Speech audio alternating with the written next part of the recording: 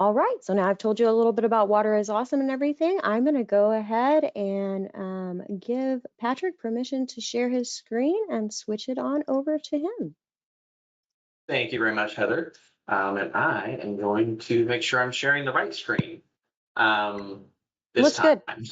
So You thank got you, it. Heather. And I'm going to come on screen just for a minute because a lot of people always say, why don't the presenters and people come on the screen and talk and introduce themselves? Well, I'm going to do that in the very beginning. Then I'm going to go off screen because many people, my picture, floating around in the corners sometimes blocks the screen. And I want you to be able to see the full maximum while we're going through this. As you heard Heather say, my name is Patrick Dickinson. I am with Rooted In. We are both a agency that focuses on design, consulting for things like Texas Yard Makeover and Water is Awesome campaign, as well as private services and design. And that's how we got involved with this. We've worked with all three major providers from Tarrant Regional Water, North Texas Municipal, and Dallas Water Utilities for many years, as our days back in A&M as Water University, and now we're Rooted In. So some of y'all might or may not be familiar with that.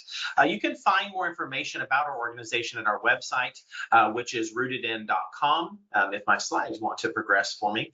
But rootedin.com is where you can find more information.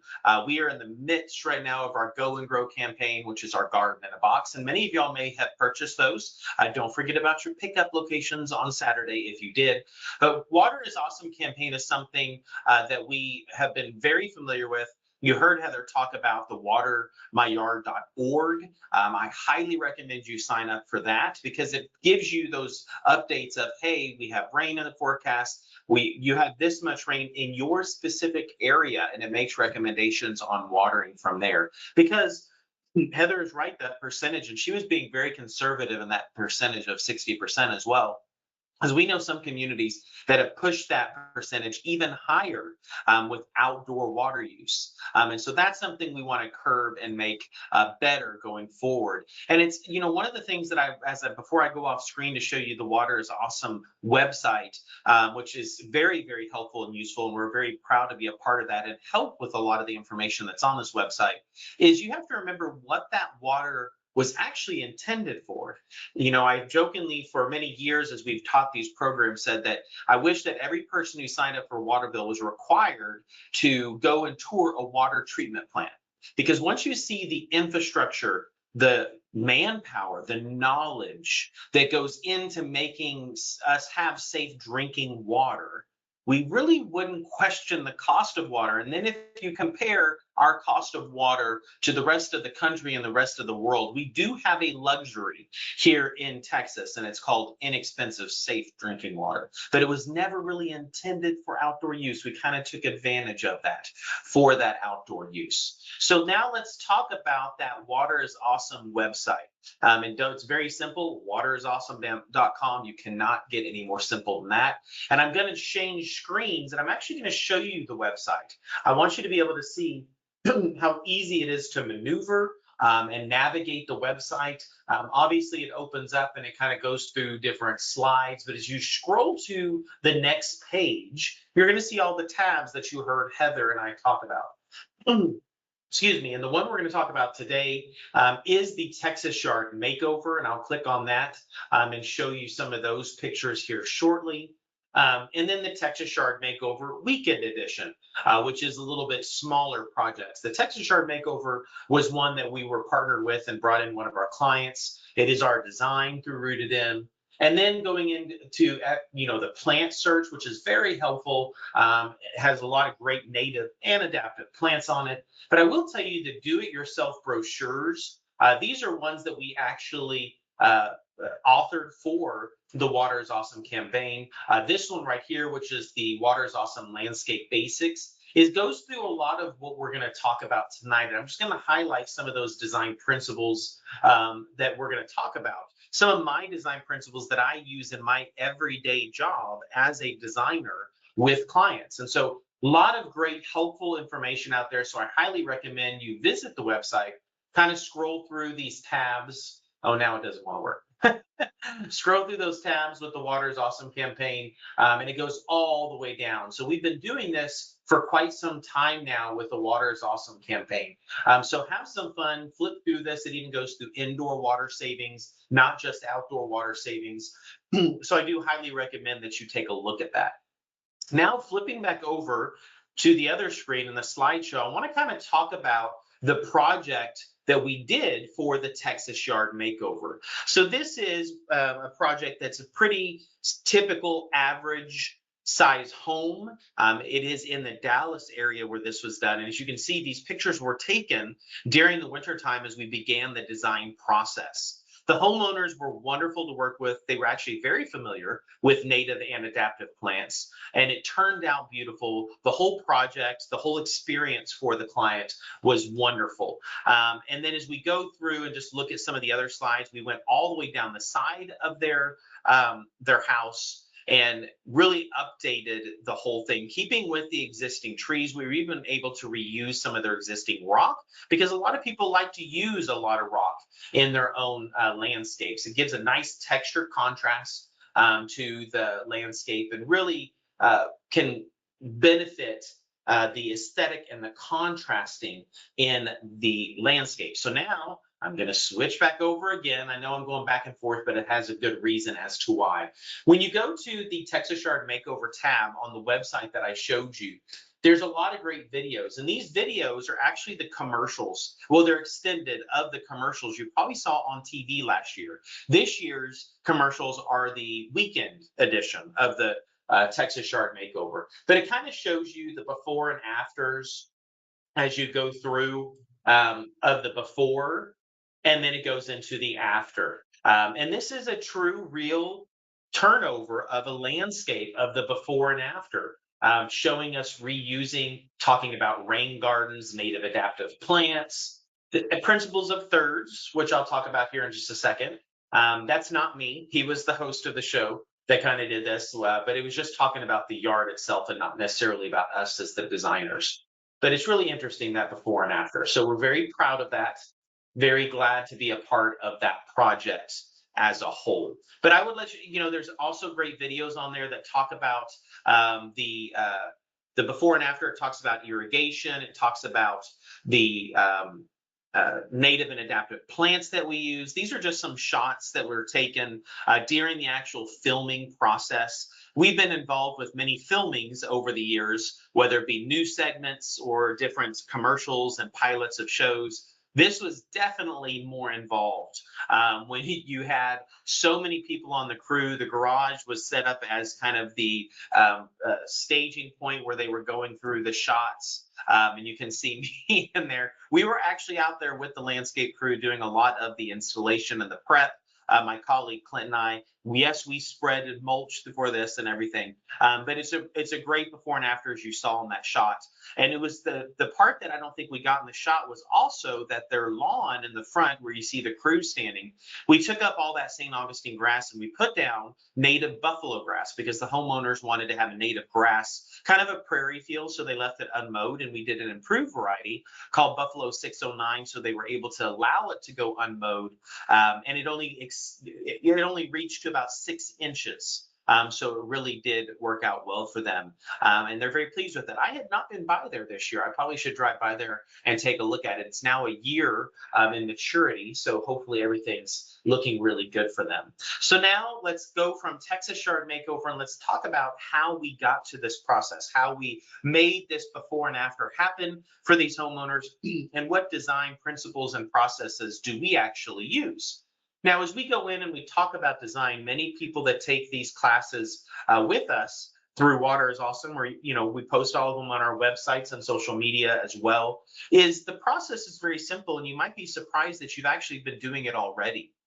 When you look at design as a whole, when we look at ceilings and walls and floor, color, texture, all those things that you're doing on the inside of your home by choosing a wall paint color, light fixtures, flooring, those same principles are the ones that we use outdoors. The only difference is we're working with different material, and we're working with perishable material. So there's a lot more involved evolved to sustaining that landscape versus painting a wall. That's really the only difference. The principles are the same. It's just about the materials that we're using.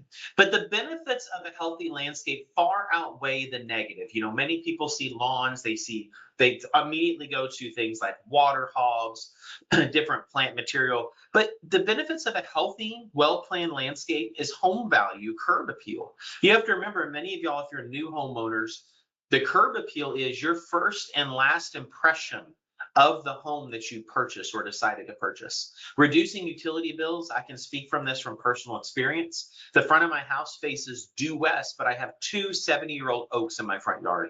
So they shade my house during the summertime, and in the wintertime, my red oak loses its leaves and it actually warms my house. It cleans and filters air if you think of reducing dust and other pollutants in the air.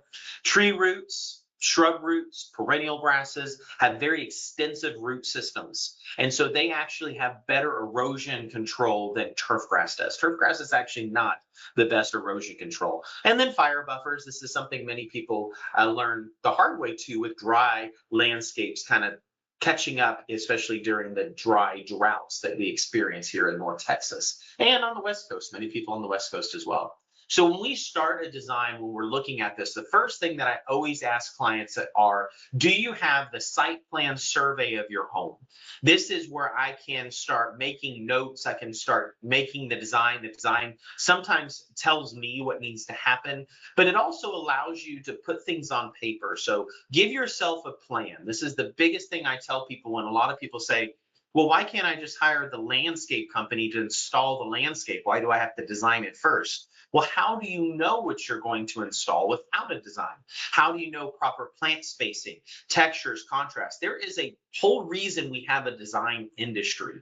There's a whole reason we express you putting a design together, putting it on paper, so that you kind of have those instructions and you do this the right way. When people piecemeal together things where they do, okay, I'm going to do this corner of my house, I'll wait to do the other side, next year. Well, if you had a plan and you stuck with that plan, you would have nice consistency, which in the design world we call harmony in the garden. Whereas other people, they see something new, they change their mind, and they start adding on things as they go around. And then it starts looking a little bit more hodgepodgey than it does look like a cohesive landscape. So start with that site plan survey, because that is where we're actually going to do what we also call a site analysis. We're going to be looking at things like where the line of sight is, existing plants, your sun exposure.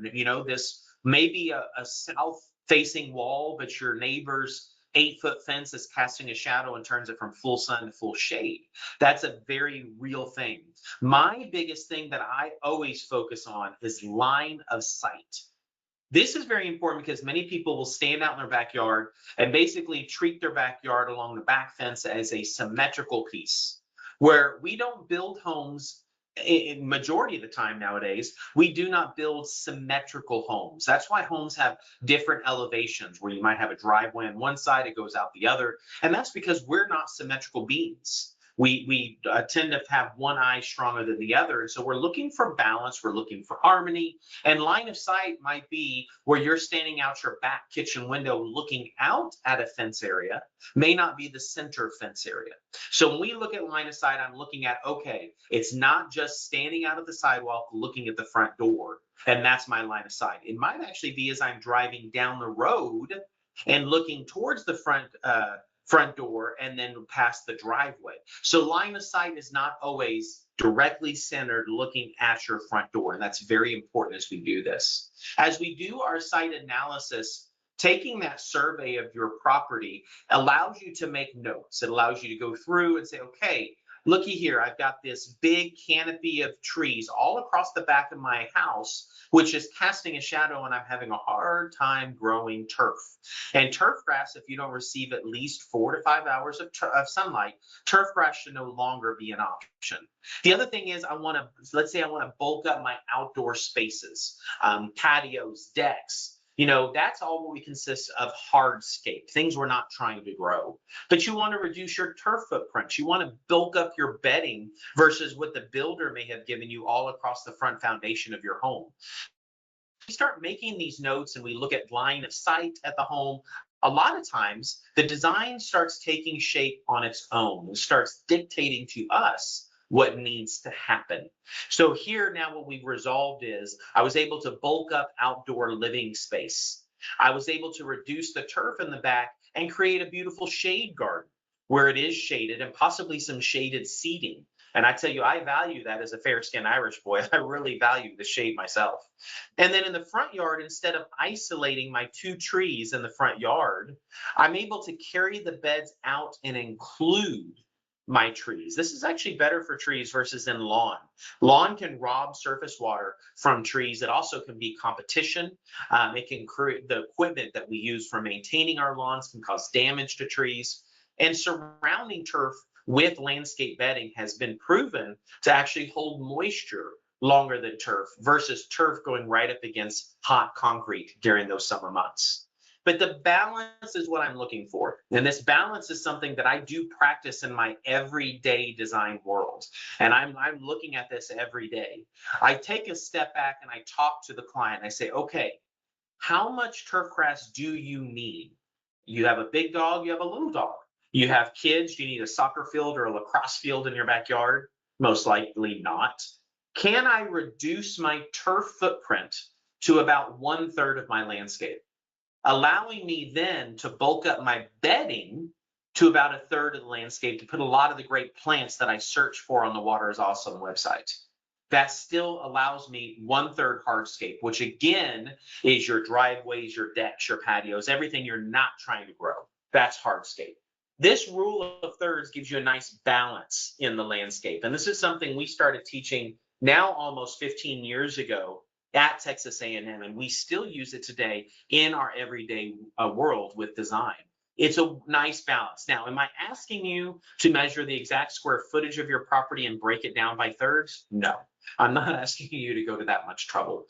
The other thing is when I talk about hardscape, many people say, well, I'm tired of mulch, I'm tired of weeds, I just want to put gravel out everywhere and just be done with it. Well, that has an appealing mark to it, but I think you're living in the wrong area. And this is a lot of times what people think about. This is one of my projects out in Santa Fe. That is more an ideal landscape for us to gravel things because they actually don't want you to grow a lot of turf grass there. Same thing we would do in Phoenix and Las Vegas, maybe even parts of California, but not here in North Texas. And the reason for that is because our dominant soil here in North Texas is clay.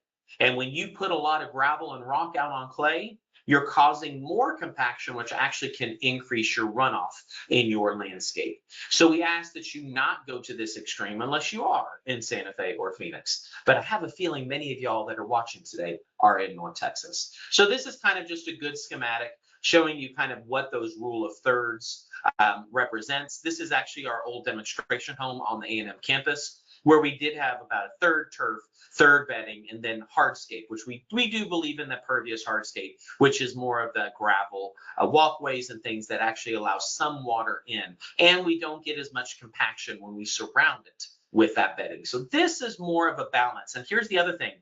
Unlike Santa Fe, unlike Phoenix and places like that, we do get substantial rainfall to support plant life. It's all about the right plant life. And that's where we talk about the native adaptive plants in many of our other classes. So now let's talk about that term that everybody thinks of when we talk about hardy landscapes, native adaptive landscapes, or if we just say native landscape. People automatically go to cactus, rock. And that's not actually the case. And the term many people say is xeriscape. It's not xeriscape. It's actually xeriscape. And xeriscape is just referring to heat and drought tolerant plant material and cold hardy plant material that is utilizing less water, less resources overall. And this is a perfect example of a xeriscape. And it's actually my colleague Clint's landscape. And it's flourishing, it's beautiful. It's actually, I think, almost 10 years old now itself too. And they've been doing some changes out and updates because, you know, they're at the nursery. So they see a lot of these great plants that they want in their own landscape. So let's stop saying xeriscape and say xeriscape, because it is not rock and cacti that we're necessarily referring to. We want you to find inspiration. Another thing I always ask clients is, oops, I want you to find photographs. I want to see what you're drawn to. I want to see that inspiration. Now, this is a New England home, not great for our area, but it shows me the textures and the colors. It's great for you to find those photos, to look at those photos. But then we have to find the right plant substitutes from there to make things happen to way they will be drought and heat tolerant in our area. Whether you want a themed garden in your landscape, maybe you do want less turf grass and a pocket little rock garden area. That 8-foot side yard next to your neighbor that you don't know what to do with it, make it a functional space, not just dead grass, muddy grass area. And then, yes, are water features okay in the landscape? Absolutely. I mean, design them and we install them with our contractors all the time. Here's the thing. This water feature is in the shade, so it's getting less evaporation, and it's being filled with rainwater harvesting. And that's something I do in my own house. I do have a goldfish pond, and I have a water feature by my front door, all of which are filled with rainwater harvesting. And that's the difference overall. What about that parkway in front of your house that many people like to call the hill strip in front of your house? Could that be a pollinator garden? Unless you live in an HOA, you are not required to have turf grass in that parkway. Now, you're required to maintain that parkway, and that parkway is also what's called a utility easement. So if they ever have to do utility work, they can tear it up at no liability to themselves. And you have to make sure that plant life is not growing over the sidewalk and the curb and in the road. But look at this beautiful pollinator garden with that Russian sage and the phlox and even the daylilies and echinacea there. This is a wonderful example of a great perennial pollinator garden. Now it goes completely dormant in the wintertime. Walkways. I love designing walkways for clients because I get very frustrated with that standard 3 to 3.5 wide walkway that goes right off the driveway or just goes right up to the front door. I jokingly tell my realtor friends, they trained us really well in kindergarten, where you get out of your car, you're all talking and mingling, and then you get a single file line to walk up to the front door. Why can't walkways or entrances to houses be more interesting? Yeah, you don't at your home necessarily have to have an ADA compliant walkway to your front door. Now, that may be something you need and may consider because of whoever you're living with or catering to in your home. Here's another example of a parkway, a client that didn't want any blooms, they just wanted lots of texture in their landscape. So it's finding your inspiration so then we can start talking about these design principles. These design principles are design principles I use every day, and there's so many design principles. These are just the most relatable and ones that I think that you can be most successful with and understand in your own landscape. So I'm going to go through these one by one and just kind of talk about them briefly as we go through today's program. Lines are very important. In all my designs, I start with my lines, whether it be edging, whether it be walkways and borders, and it can also be lines of plants as well. Lines give us definition. They, in a lot of ways, give us order and kind of containment to make sense of the space overall. They can flow and be organic like you see in this. They can be more contemporary and modern with linear. And yes, they can be that formal look where you do have those hedges. I am personally not a hedge person. Have I had to design hedges and maintain hedges in my career? Absolutely. But one of the things I always like to say to people is, what happens if you lose this one shrub on the corner right here? That's broken up your lines. It's broken up your symmetry in this garden as well. And just like sometimes that zit in the middle of your forehead, that's now what everybody's going to stare at. Sadly, people point out flaws before they always point out the good. And then lines come in the form of different borders like oxidized steel and walkways. You can have a lot of fun with lines. They can be that modern look, like you see here in this design where there's lines where they wanted some gravel, which acted as borders, but also pathways through the landscape. And even you can see here lawn alternatives. I love lawn alternatives. My entire front yard is a sedge lawn. I don't have turf grass because I simply don't have enough sunlight to grow turf grass. But lines give us that definition to where I can then work. And so I always start with my lines. Then we start looking at unity. Now, unity a lot of times organizes things. How do things go hand in hand? Different design elements coming together. They can be repetitions, like what you can see in this picture, where we're repeating patterns. But it's also about utilizing same materials. So what I tell a lot of clients, and this is, unity is what I like, one of my favorite words. I have clients that joke with me about it because I say it so much, and it's consistency. So consistency is very important to me. And so what I like to do is I find staple plants or staple materials like the gravel, borders, whatever it may be, and we repeat that material throughout the landscape so it all looks cohesive and consistent as you walk through that landscape. Here's a great example on this design. You can see here the walkway. We're creating different rooms in this garden. And in this garden, we're utilizing the same gravel paths and walkways to create patio spaces. But you see these yellow circles? We're repeating that same plant material throughout the landscape, so you see that consistency as you go through. So in a lot of ways, it's okay to choose kind of a staple shrub or a staple flower that you're utilizing throughout the landscape, so you do feel and see that consistency. Line of sight, I cannot say this enough with line of sight is very important. You can see here, line of sight is, for me, the tree. Look at that big, huge tree in that background. Then I look at the chairs because that's where I want to park it, enjoy this garden. But line of sight is not always symmetrical. It's not straight dead ahead, just like I said before, looking out your front window or your kitchen window. For me, I have a big, 6x7 picture window in the front of my house that I sit at. And my line of sight is not sitting in the middle of the couch looking straight dead center out the window. It's usually sitting at an angle, looking out, drinking my coffee on Saturday morning, kind of waving at people, sometimes talking about them as they walk by. So, and this is another great example, is my colleague Clint's house. So his front door is right up here in this opening, right here on the right. And so his front walkway is not his line of sight. He lives in a cul-de-sac. His line of sight is as you drive up looking across this bed. So this is why we created this bed here. This was right after installation, so it's not very full. But we created this bed here because that's kind of the centerpiece, or the first thing you see as you drive up to his house. And that was his line of sight. So looking out windows, again, choose that line of sight as you're going and looking out that way. Okay, I had a slide that was about to repeat itself, so I wanted to skip over that. Now, the next one is contrast and harmony.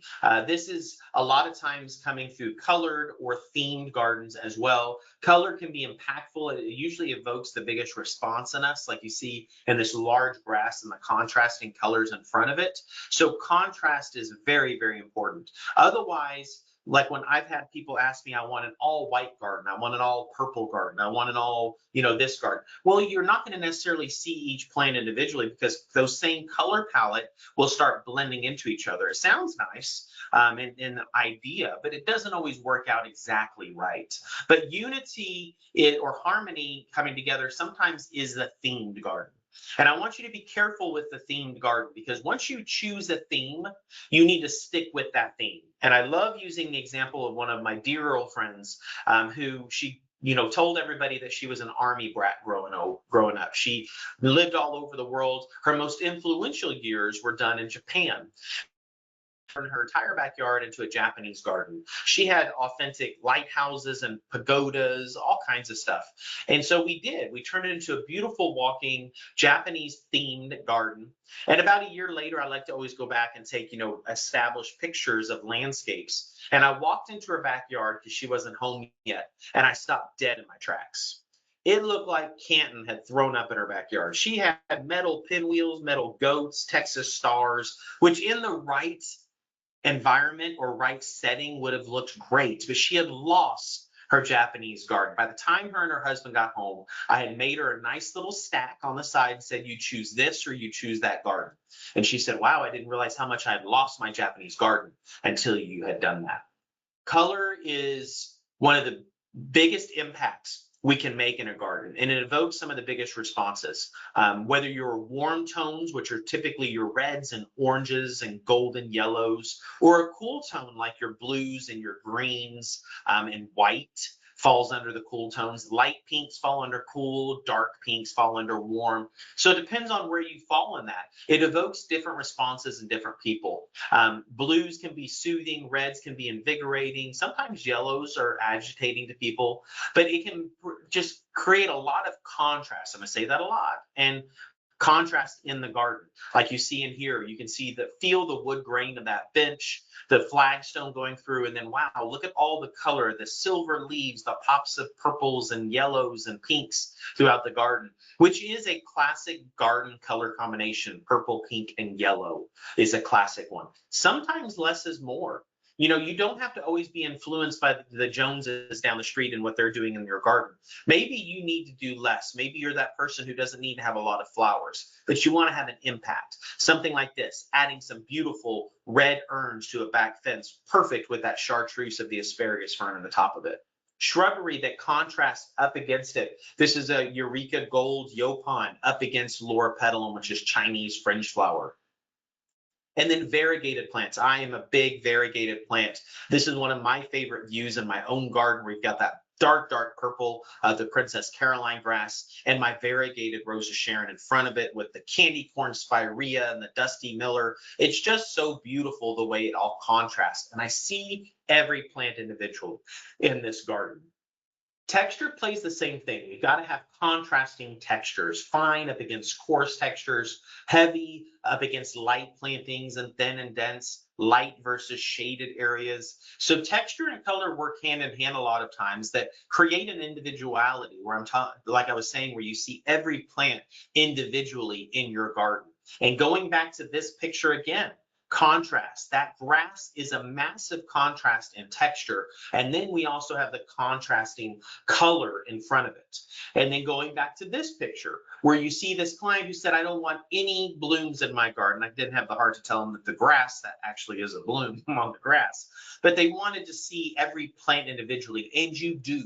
You see every plant individually because of the contrasting textures. And then tying all that together with texture and color and how they work together a lot of times comes in just the foliage. It doesn't have to be a bloom in the garden. It can just be foliage as well.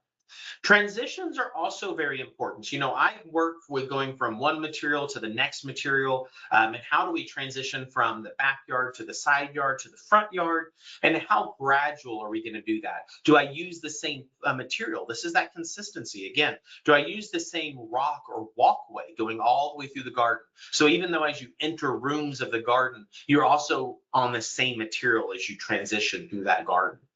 Transitions also can be, how do I transition from one border to the next into that grassy area like you see here? I love kind of fading things out like you see in this picture where we kind of fade it out into the grass. And then this one is taking like that vintage old brick patio and how do we update it to kind of give it that Zen look? So you go from concrete to brick and then breaking up some of that brick by putting in that flagstone in there. And then concrete to flagstone to gravel. Nice transitions through. You don't really skip a step, you just keep moving through. And that's what a transition is transitioning from one space to the next.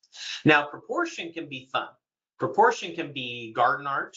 It can be putting in some large planters. This is that perfect saying of go big or go home.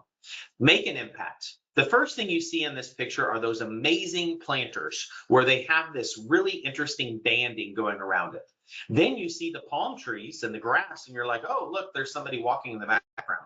But it's a very minimalistic, modern landscape. And like I said, sometimes it can be garden art. You can have fun with this. Be creative. I'm not afraid of this. I have garden art in my own landscape, stuff that I've made myself and some stuff that I've purchased myself. But I like to see that. And it does provide a texture contrast. Bird baths, like you saw in that color one, that blue bird bath can create a lot of contrast as well.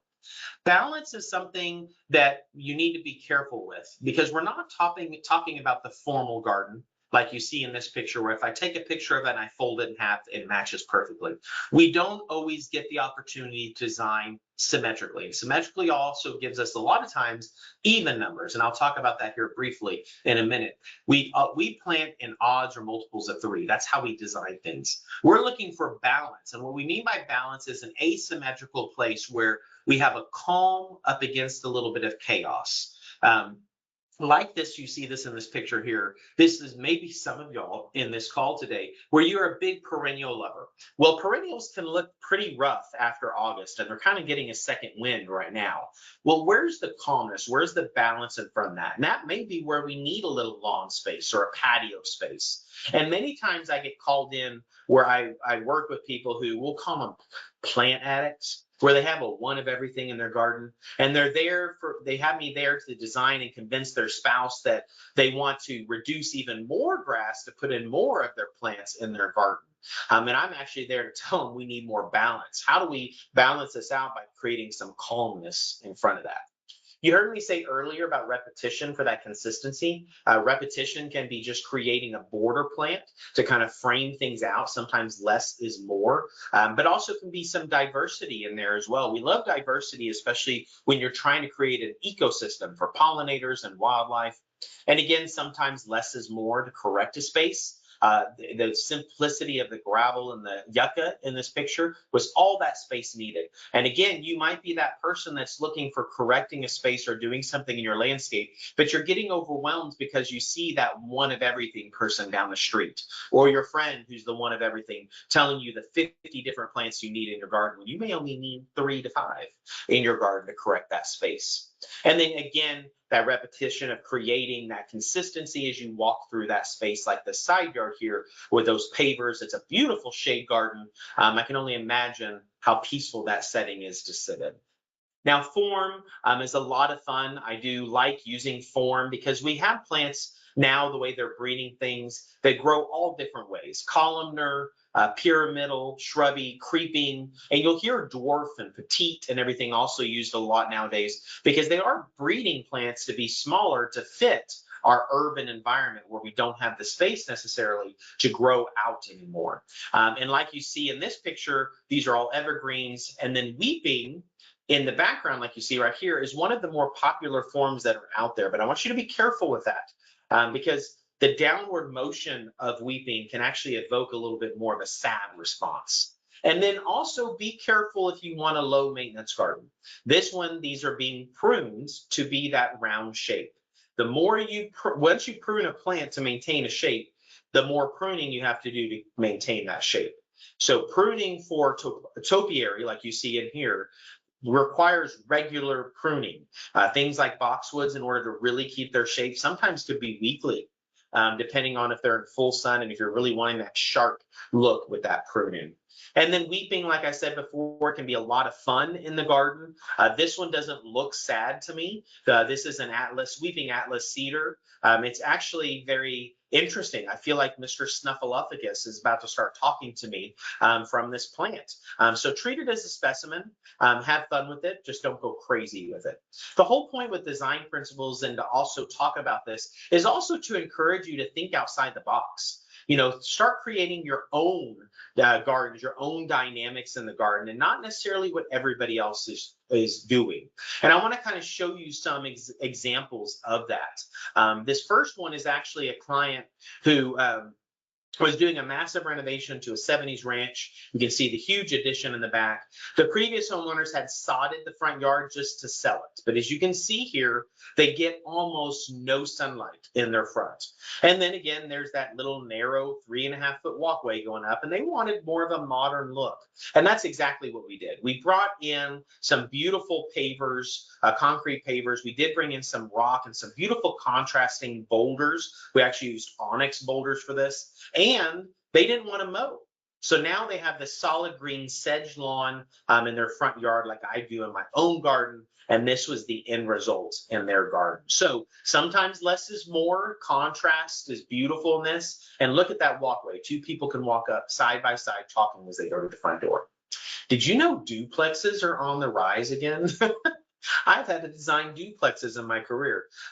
So this is an example, and as a duplex, they're still required to create an HOA as 2 shared walls. And so what they've done is they all had dogs. They didn't want anything high maintenance. They didn't want trees also. They were going to shade out their Bermuda lawn, and they didn't want any shrubs or anything that were going to be high pruning that they would have to do. And look what the builder did. Look at this little narrow walkway that went out to a bigger walkway.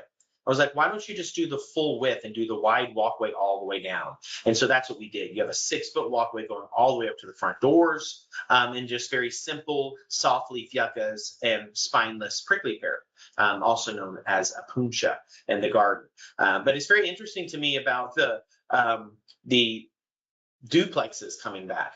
So here's another example of what the builders give us. You can see the sold sign in the front yard, pretty typical live oak, crepe myrtles, Burford hollies. There was even some clearas in there. We call this the bread and butter. Other than the live oak, no other plant that I have said is a native plant to this garden, including the Bermuda grass. Bermuda grass is actually native to Africa and not even to North America. This homeowner wanted more gardens. You'll recognize this house here in just a minute as I get to it. They wanted more plants. They wanted more flowers. They didn't want any crepe myrtles, any liriope or anything like that.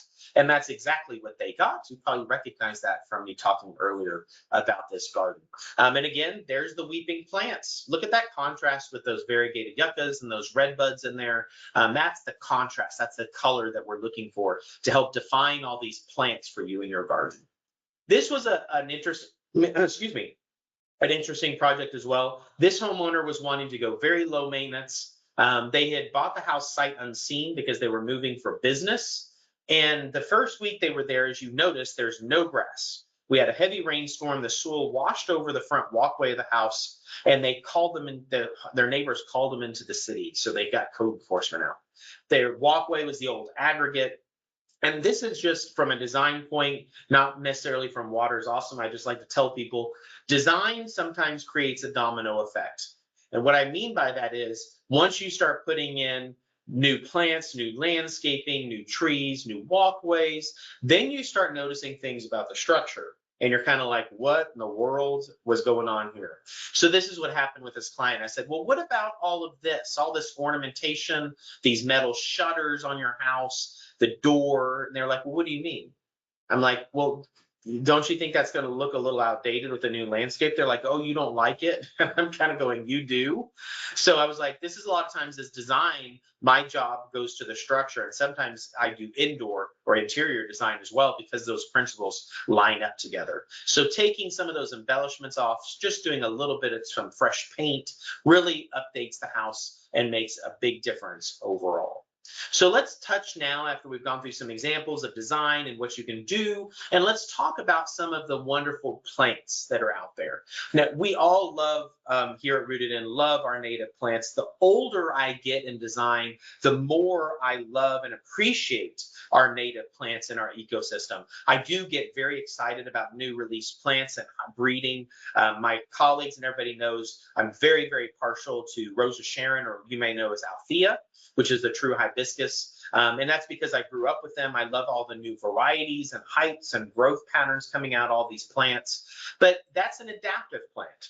And so what we mean by that is we know our native plants are true indigenous plants to our area, but the adaptive plants can be just as hardy to our area, but not indigenous to our area. All of them have the great, wonderful qualities we talk about: drought tolerance and heat tolerance, because it's not if, it's when we hit a drought and when we hit 105, and they require less resources. And those resources are less water, less fertilizer, less pesticides, and less of your time. So this is a good example of a majority evergreen native adaptive design. Some of y'all may want to have agaves and other things. That is Santalina in front of this whale's tongue agave in your garden, and that's fine. This whale's tongue actually made it through our 100-year freeze. Maybe you like a lot of the new release plants like I do. And these are pictures of my own gardens, even over the years. This is the Summerific hibiscus through the Proven Winners series. And then, of course, for our pollinators, this is our native tuberosa milkweed with the monarch butterfly on it. Maybe you don't get enough sunlight. That is something we've got to talk about.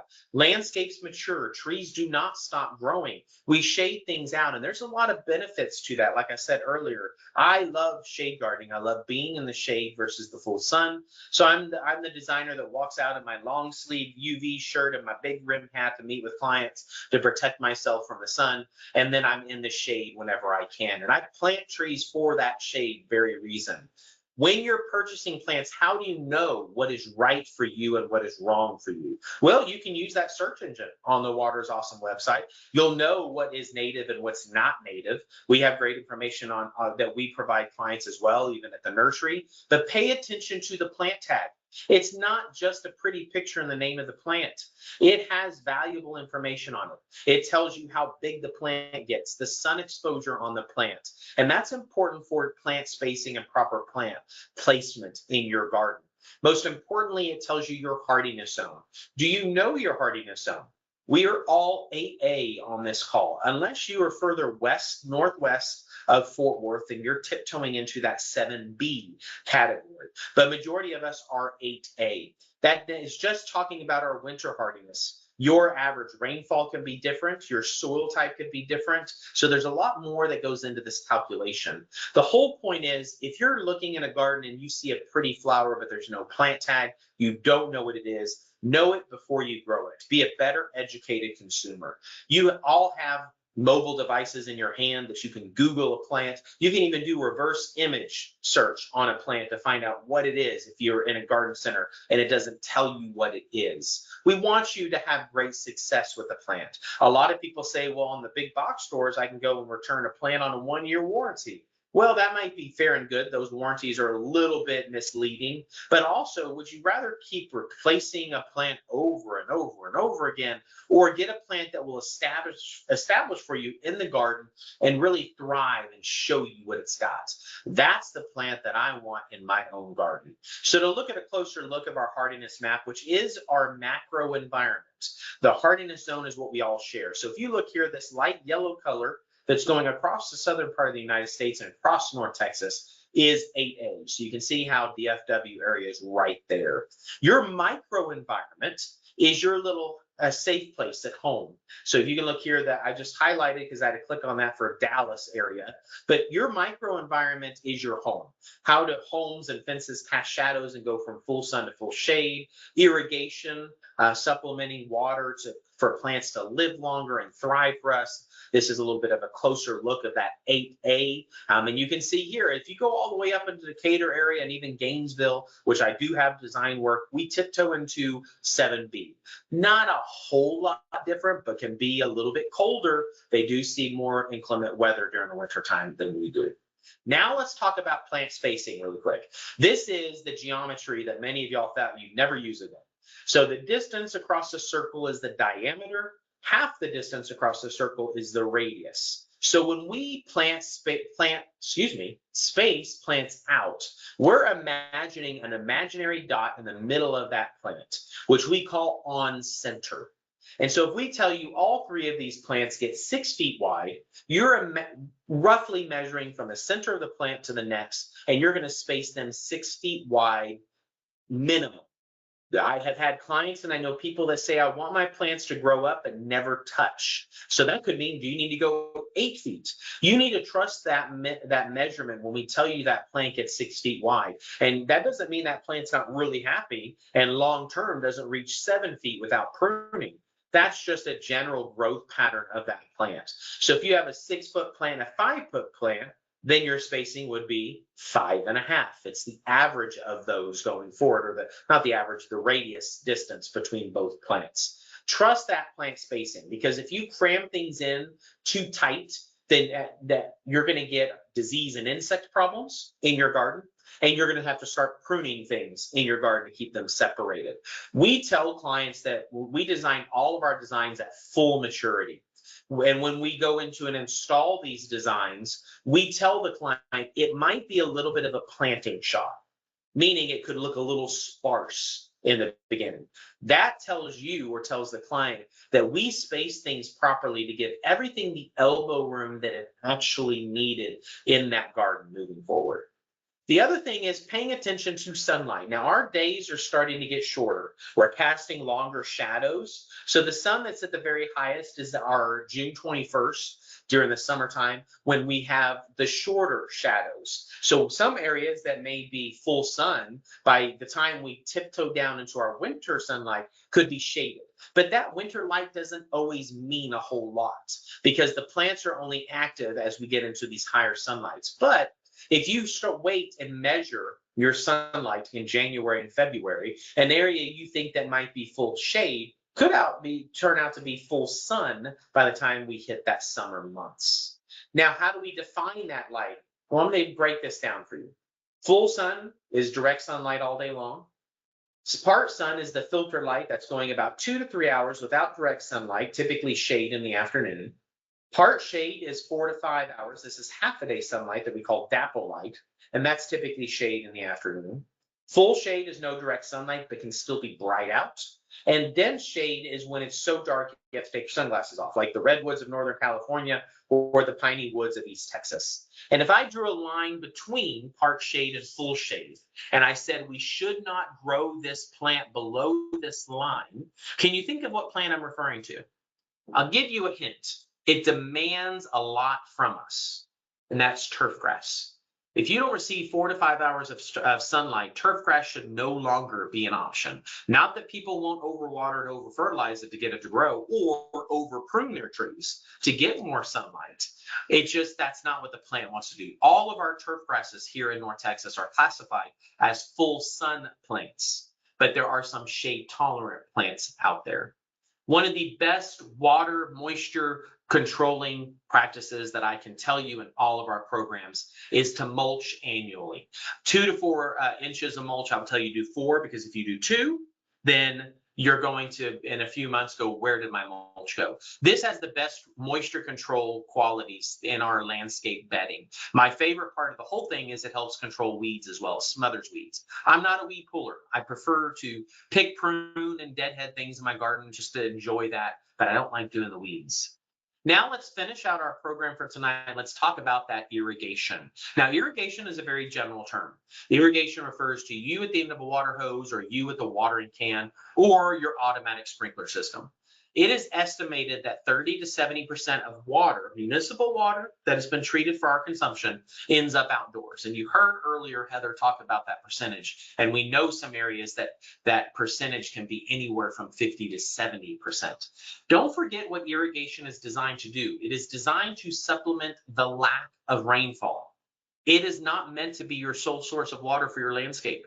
And I will tell you, with the rainfall we have received, including that very loud thunderstorm that we experienced this week, we have soil moisture. Irrigation does not need to be running right now. We are forecasted to have more rainfall coming up. I have my irrigation system off, and I will keep it off unless I absolutely need it, probably all the way through till early summer next year, because we do get rainfall, substantial rainfall through North Texas. The number one problem in the irrigation system is overwatering. Number 2 in the landscape is over-fertilization. People don't know what they actually need to be putting out in their landscape. And the other one is no routine maintenance. We know we get more water loss from existing irrigation systems than we do from new irrigation systems, because we simply have more more existing than we do new coming online. So we see a lot of bad practices out there. The whole point is, don't be that person doing those practices that are out there. That is a real picture, y'all. And then don't be scared of your irrigation controller. Take control of your controller. Both of these pictures are showing you one manual controller and one that is a smart controller that can be operated from the convenience of your phone. If you do not have a smart controller that you can operate from the luxury of your phone and walk around your landscape, I highly recommend that you get one, because it makes your life easier. It also has proven to encourage people to be more involved in their irrigation watering, to where you're laying in bed and you go, oh, the forecast, we're going to have rain in the morning. Oh, wow, it's my day to water. Well, my irrigation might go off before the storm gets here. Let me turn it off while I'm still in bed and not having to get up and track through the garage.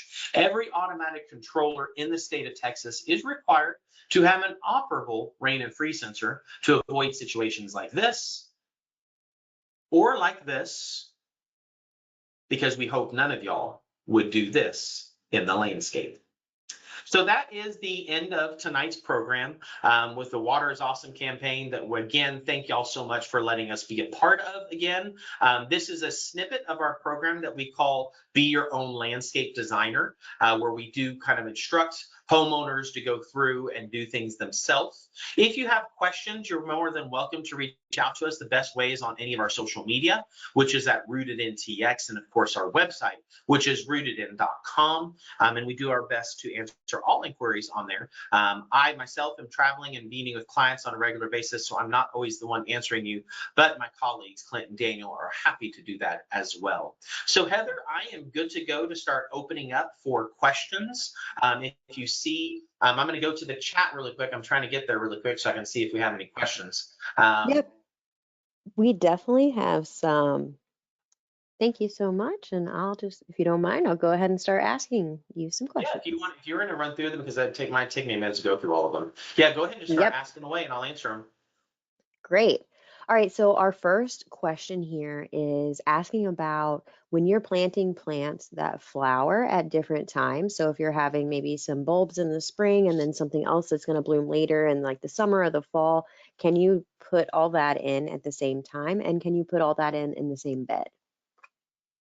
So yes, you can. Bulbs a lot of times are coming up before a lot of our perennials come up. The only time I would tell you that you probably don't want to mix things up too much is evergreen shrubs with perennials, because it can look a little chaotic when you've got perennials that are going dormant and shrubs that are green, or perennials that are overgrowing the shrubs. So you want to kind of that's what the whole point of the plan and the design is. You can absolutely phase things in.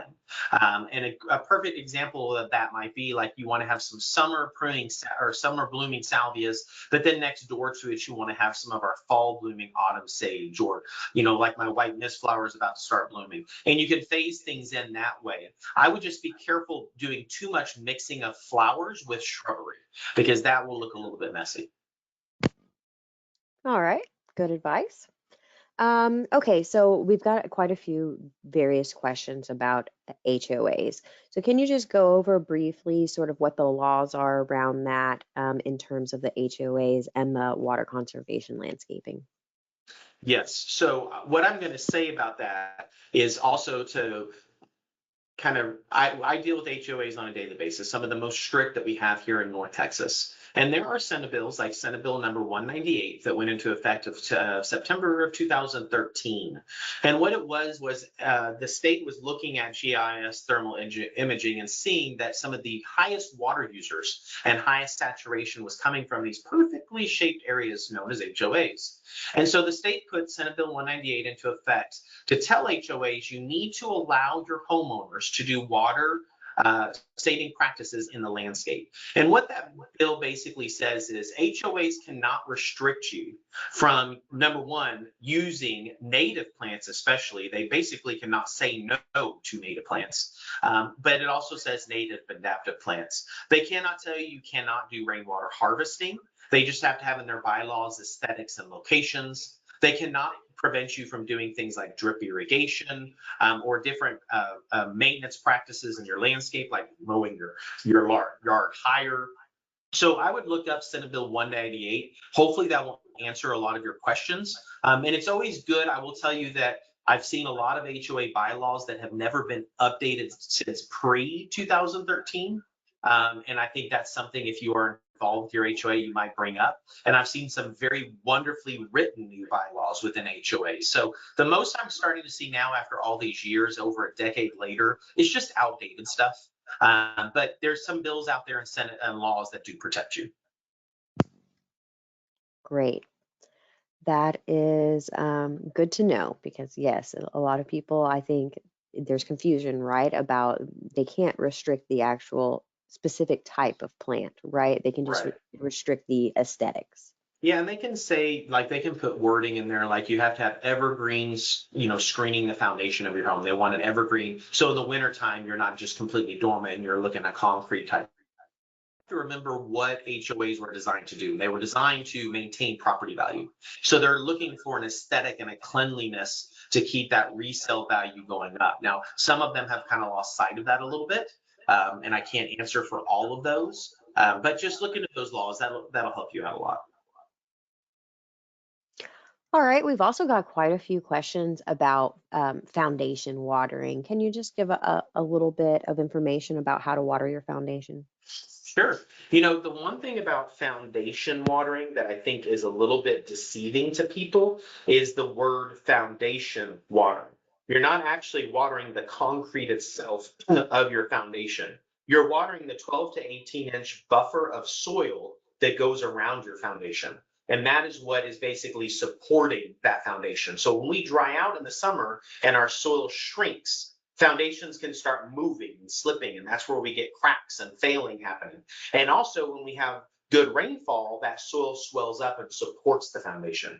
So, if you have, I believe in foundation plantings around the house and not just grass to the foundation. And the reason for that is because you're going to be doing practices like mulch. You're going to be shading your soil better with, perennials and shrubs than you are with turf grass. So you're going to hold moisture longer to good, well-planned bedding around your foundation than you will if you just let the grass go up to your foundation and you're trying to water it with a soaker hose or drip tubing. And remember that drip tubing and soaker hose is not meant to be right up against the concrete. It's supposed to be 12 to 18 inches away from your foundation to kind of help swell up that soil. And drip and soaker hoses have to run from about 45 minutes up, not just a few minutes. You're talking 45 minutes to an hour or plus. All right. Um, Next question is about evergreens. Do you have recommendations for evergreen trees, evergreen bushes that are good for providing privacy?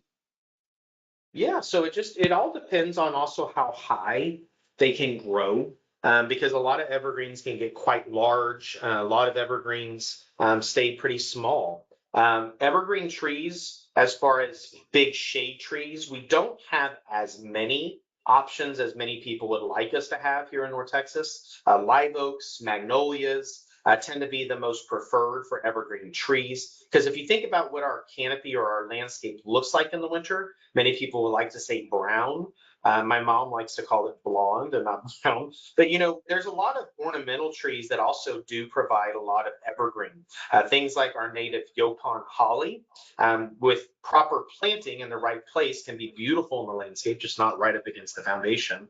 Wax myrtles, mountain laurels. There's a good list of smaller ornamental evergreens. And then for privacy screen, I kind of lean on the client as far as textures. We have some more conical shaped Yopon hollies out there now. There's one called Skyward. There's even one called Skyline that goes narrow like an Italian cypress. I love using different junipers and evergreens. Like if I have a lot of space, I'll use Arizona cypress and even sometimes our more compact cedars out there. Our compact magnolias make great evergreen screening. And then also our native cherry laurel. There's the standard cherry laurel, and there's a new compact variety called Bright and Tight that does really well also. Great suggestions. Um, Similarly, you talked a little bit about, if you have really deep shade, you probably can't get grass to grow there. Do you have any suggestions for ground cover that would be good in those shaded areas? Oh, absolutely. I've got a whole list that I use every day in landscapes. So we also at Rooted In, before I preface this, we try to stay away from invasive plants as well as much as possible. And many people are usually surprised by the invasive plants that we are planting still in our landscapes, or maybe you have in your own landscape. Some of those might be some of our ground covers like Asian jasmine, Liriope. So what we use is we use another vining ground cover. If you have a lot of tree roots that you can't grow grass, and we have to have something that will grow under that tree and through the tree roots. Vining ground covers do really well, and an evergreen option that looks similar to Asian jasmine is called purple winter creeper. The great thing about it is it's got a great evergreen growth. It doesn't grow as aggressively as Asian jasmine, and in the wintertime it turns a really pretty reddish purple color.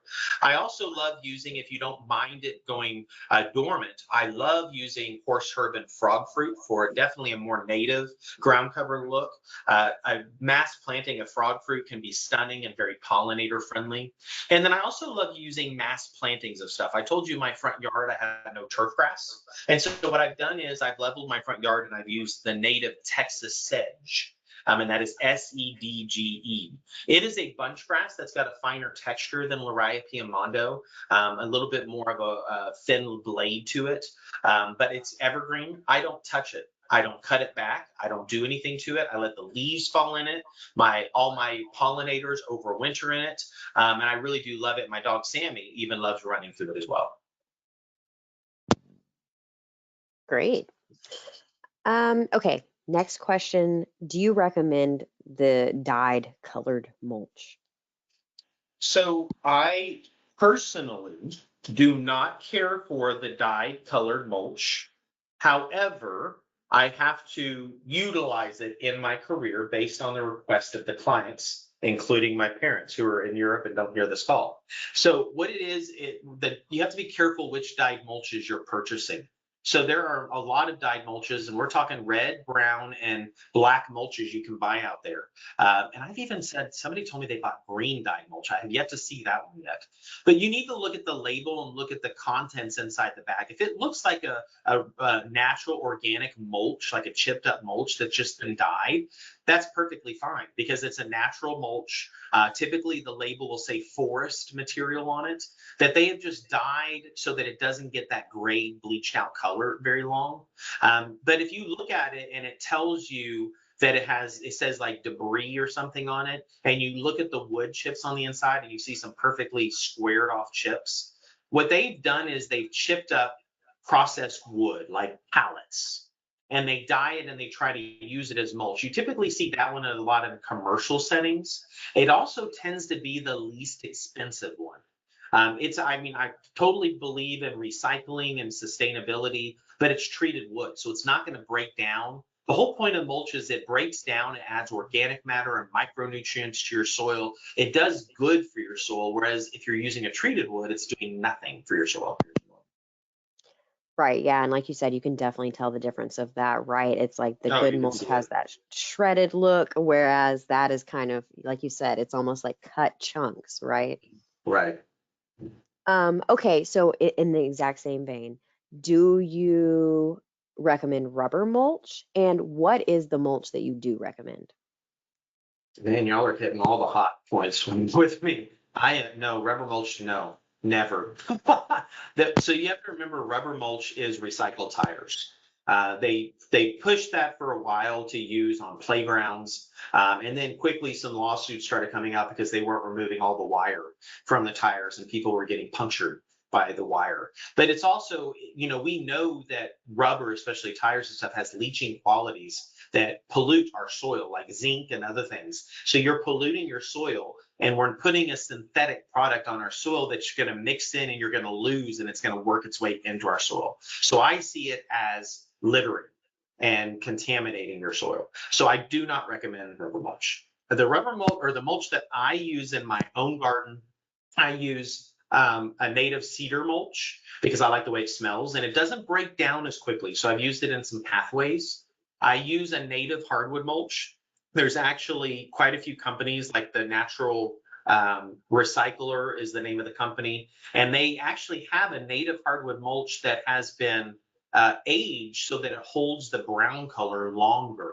And it's all 100% organic. And another thing I like to use in design, if a client doesn't, number one, have the budget to do like a flagstone walkway or a concrete walkway, and they want something in their garden.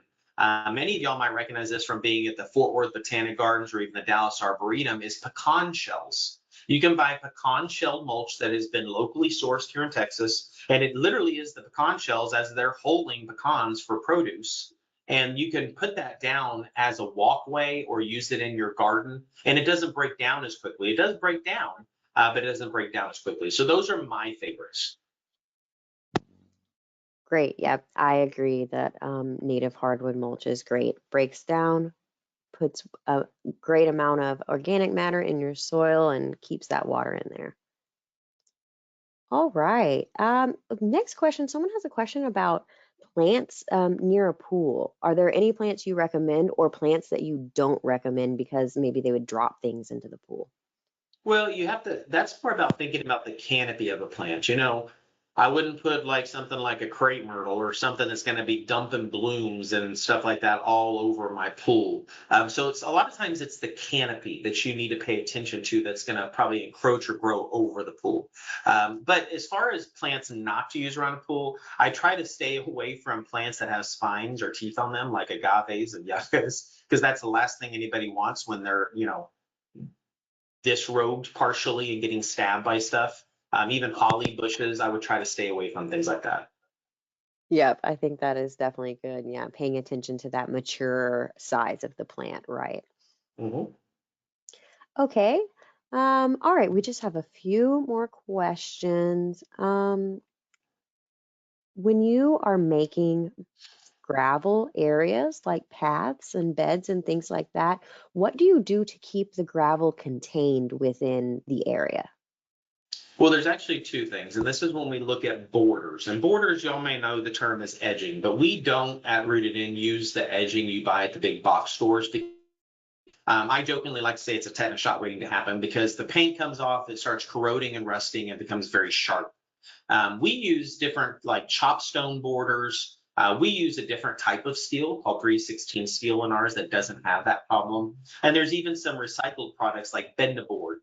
You need to create a border. Number one, it gives you some shape to your gravel space. And it contains the gravel so it's not mixing in with the surrounding mulch and soil around it. So you have to put a border to control that.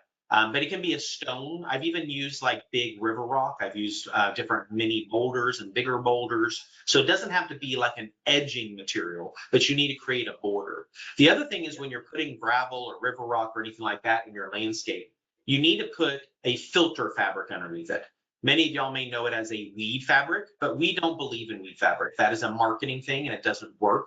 If you've done weed fabric before, you know that after season two, you're probably getting weeds right back there because of the mulch and the sediment. Plus, weed fabric prevents mulch from breaking down and mixing into our soil. So it's not doing anything for your soil.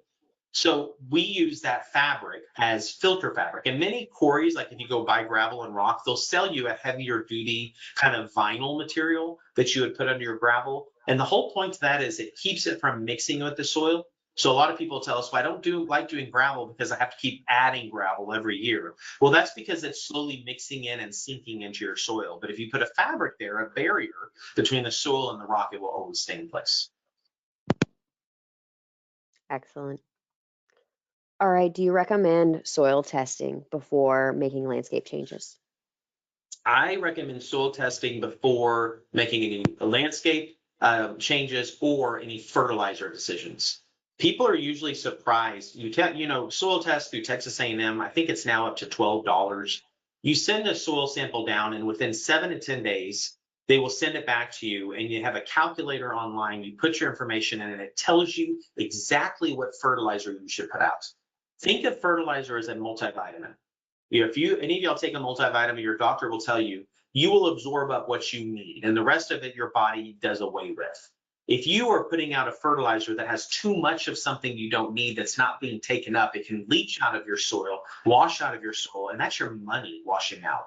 The other thing is 9 times out of 10, people here in North Texas get their soil test back, and it tells them that the one nutrient they definitely need is nitrogen, which is that first number on a fertilizer bag. That is our biggest macronutrient that plants need. Then it will tell you that you're typically in the critical level of things like potassium. Our heavy clay soil holds on to potassium and very rarely or very doesn't very easily let go of it. So why would you keep putting, and that's the middle number on a fertilizer bag, why would you keep applying more nutrients and stuff that your soil's in the critical level of if you don't need it and you're spending money on a very expensive fertilizer? It could be the difference of $100 bag of fertilizer or a $30 bag of fertilizer. So all in all, a $12 soil test could save you money and your plants will probably thank you for it. Absolutely. Yes. It always amazes me how people will buy fertilizer without knowing what their soil already has. Like, well, what do Mhm. you know? How do you know what to buy? Because the commercial told them to. Right, exactly. Absolutely. All right. This is the last question.